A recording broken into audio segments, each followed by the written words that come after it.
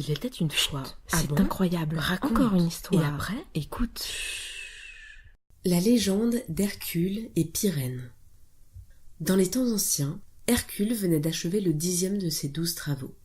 Il avait terrassé Gérion, fils du titan Océanos, et emporté avec lui son troupeau de bœufs qu'Eurysthée avait décidé d'offrir en sacrifice à Junon. Sur le chemin du retour, il traversa les terres des Bécrides.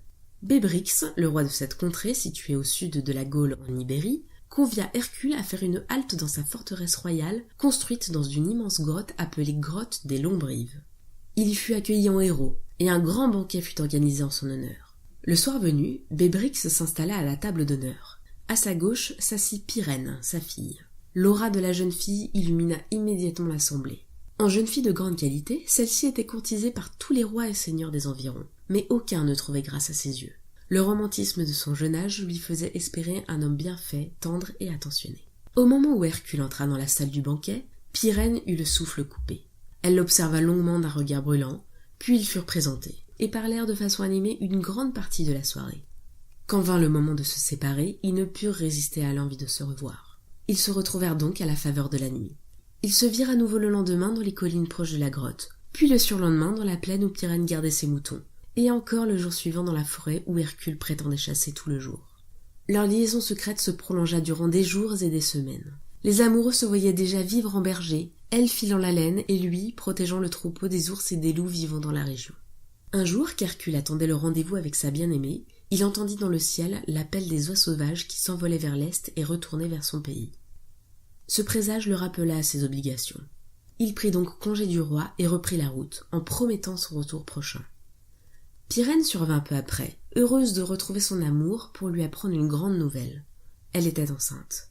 Lorsqu'elle eut connaissance du départ précipité d'Hercule, elle fut anéantie. Elle resta longtemps à attendre son retour, mais au fil des jours, son ventre s'arrondissait et Hercule ne revenait toujours pas. Effrayée à l'idée de déshonorer son père et d'affronter les regards de la cour, elle décida de partir à sa recherche. Elle traversa les plaines et les forêts qui avaient abrité leurs amours heureux. Elle chercha partout les traces du passage d'Hercule. Elle courut, appela, pleura, mais en vain. Pyrène comprit alors que jamais elle ne rattraperait Hercule, et que son rêve de vie tranquille de berger venait de s'évanouir. Épuisée, elle se coucha dans l'herbe et donna naissance à un serpent. Les jours passèrent, et la jeune mère et l'enfant attendaient toujours le retour d'Hercule, la faim et le froid les affaiblissant petit à petit. Les ours et les loups ne mirent pas longtemps à repérer la mère et l'enfant vulnérables.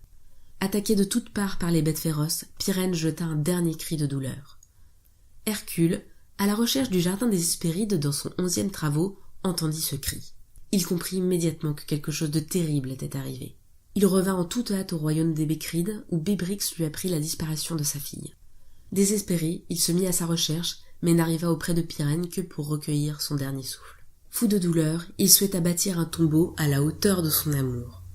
Tant que dura sa tristesse, il creusa, arracha les rochers du sol et empila les blocs de pierre, créant ainsi une haute montagne.